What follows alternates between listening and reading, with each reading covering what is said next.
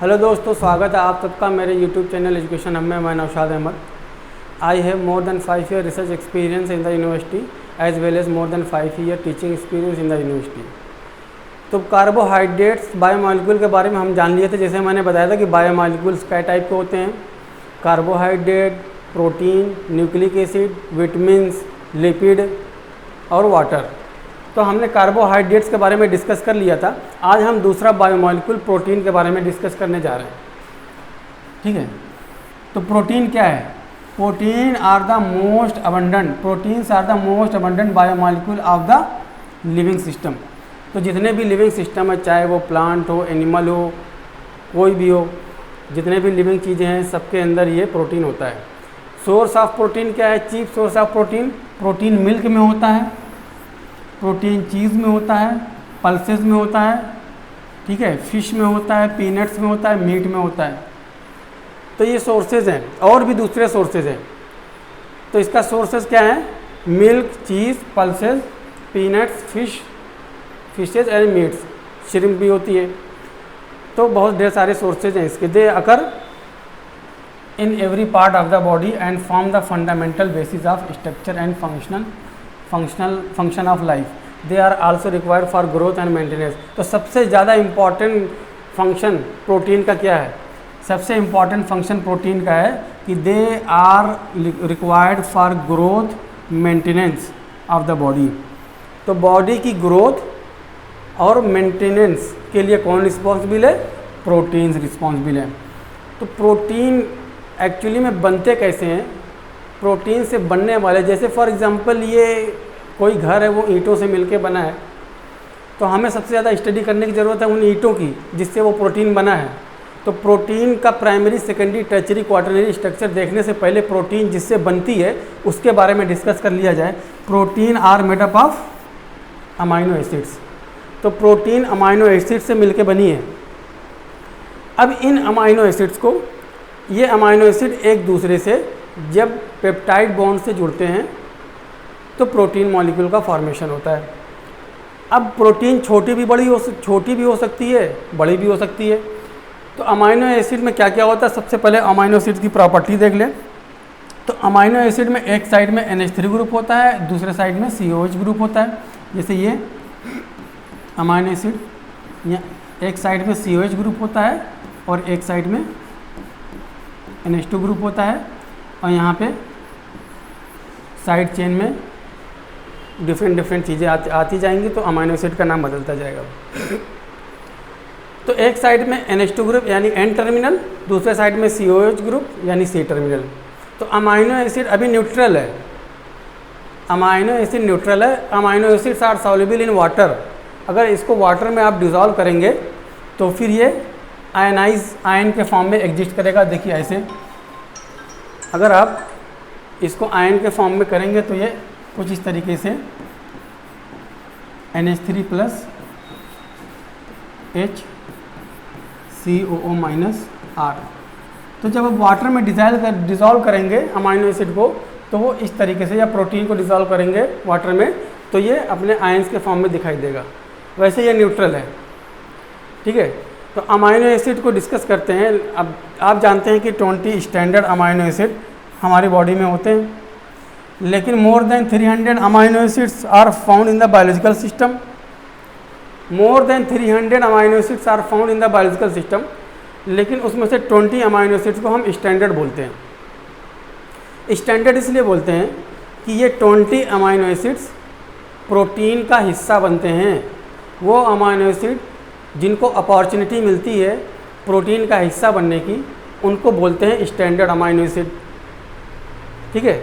तो standard amino acid कितने हैं? 20। अब देखिए अमाइनो एसिड का स्ट्रक्चर मैंने बताया। एक साइड में अमीनो ग्रुप होता है, अमीनो टर्मिनल या N टर्मिनल बोलते हैं। एक साइड में कार्बोक्सिलिक एसिड टर्मिनल होता है, ग्रुप होता है, इसीलिए C टर्मिनल बोलते हैं। अब ये साइड चेन डिफरेंट होती है। अगर ये साइड चेन में R=H हो जाए, R=H ग्लाइसिन बन जाएगा, R=CH3 एलेनिन बन जाएगा, R=CH3 वायलिन बन जाएगा। तो इस तरीके से ये डाइवर्सिटी जो अमाइनो एसिड की है वो इस R ग्रुप के बेस पे है। तो कॉमन स्ट्रक्चर अमाइनो, सारे अमाइनो एसिड में एक कॉमन स्ट्रक्चर है, ये सारे अमाइनो एसिड में एक को छोड़ के ये स्ट्रक्चर अमाइनो एसिड में कॉमन है। सिर्फ प्रोलीन एक ऐसा अमाइनो एसिड है जिसमें ये कॉमन स्ट्रक्चर नहीं है, इसीलिए प्रोलीन को अमाइनो एसिड नहीं, प्रोलीन को इम्यूनो एसिड कहा जाता है। प्रोलीन को इम्यूनो एसिड कहा जाता है क्योंकि ये कॉमन स्ट्रक्चर उसमें नहीं है। ये कॉमन स्ट्रक्चर जो है यहाँ से लेकर जो मैंने सर्किल किया हुआ, इस कॉमन स्ट्रक्चर का मॉलिक्यूलर वेट होता है 74 किलो डाल्टन। इस कॉमन स्ट्रक्चर का मॉलिक्यूलर वेट होता है 74 किलो डाल्टन।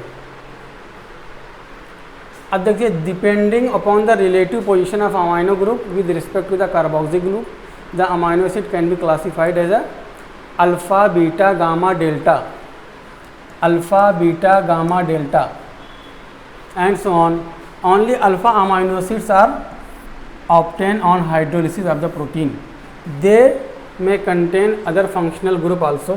तो जो हम अमाइनो एसिड्स के बारे में जानते हैं ये सब अल्फ़ा अमाइनो एसिड्स हैं, और अल्फ़ा अमाइनो एसिड्स है ट्राइवियल नेम, सबके लिए एक 3 लेटर नेम यूज़ किया जाता है। जैसे ग्लाइसिन है, ग्लाइसिन को GLY बोलते हैं, एलेनिन है AL लगाते हैं, वैलिन है VAL लगाते हैं। तो इसीलिए सबके लिए 3 लेटर ट्राइवियल तो ट्राइवियल नेम यूज़ किया जाता है, और सबके लिए एक सिंगल अल्फ़ाबेट यूज़ किया जाता है। तो इन सिंगल अल्फ़ाबेट से भी अमाइनो एसिड की पहचान होती है, और इस ट्राइवियल नाम से भी अमाइनो एसिड की पहचान होती है। तो अब देखिए, सबसे पहले कौन सा अमाइनो एसिड आता है? Glycine. Glycine is so named since it was sweet in taste. Glycine का जो टेस्ट होता है वो स्वीट होता है। ग्रीक में ग्लाइकोज जो वर्ड लगा है, जो ग्लाइकोज है उसका मतलब स्वीट होता है, इसीलिए इसी वर्ड से ग्लाइसिन का नाम रखा गया है। And tyrosine was first obtain from cheese. Tyrosine एक ऐसा अमाइनो एसिड है जिसको सबसे पहले कहाँ से ऑब्टेन किया गया? चीज़ से। तो ग्रीक में टायरोस का मतलब क्या होता है? चीज़ ही होता है, ठीक है। Amino acids are generally represent by 3 letter symbol, sometimes 1 letter symbol also used. तो मैंने बताया हर अमाइनो एसिड के लिए 3 लेटर सिंबल जिसको ट्राइवियल नेम बोलते हैं, और एक सिंगल लेटर भी यूज़ किया जाता है। इसको आगे अभी पढ़ेंगे।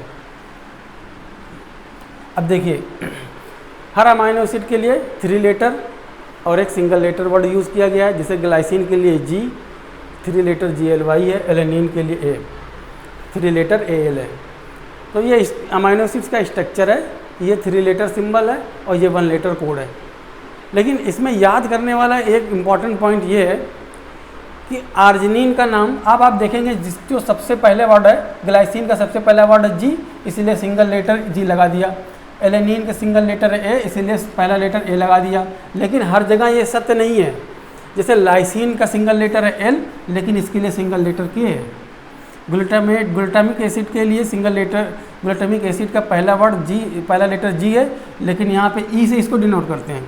एस्पार्टिक एसिड के लिए, एस्पार्टिक एसिड का सबसे पहला लेटर A है, यहाँ पे D यूज़ हो रहा है।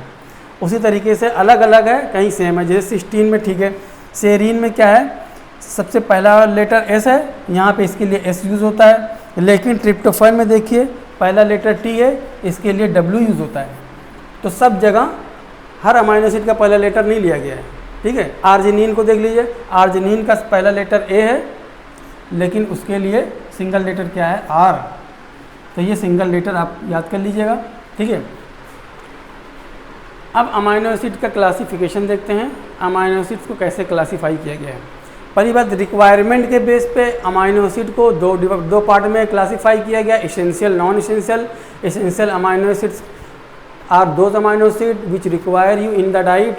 तो डाइट में जो अमाइनो एसिड हमें चाहिए ही चाहिए, वरना उसकी डिफिशिएंसी से कोई डिजीज़ हो जाएगी, वो एसेंशियल अमाइनो एसिड होते हैं। नॉन एसेंशियल अमाइनो एसिड्स हमारी बॉडी में ऑलरेडी प्रेजेंट होते हैं, इसीलिए उनको डाइट में नहीं चाहिए होता है। एसेंशियल अमाइनो एसिड के लिए क्या वर्ड, एसेंशियल अमाइनो एसिड्स के एग्जांपल क्या हैं? ल्यूसीन, आइसोल्यूसिन, देख लीजिए ये एग्जांपल हैं। Leucine, isoleucine, lysine, methionine, phenyl alanine, threonine, tryptophan, valine. Non essential amino acids के लिए एग्जाम्पल क्या क्या हैं?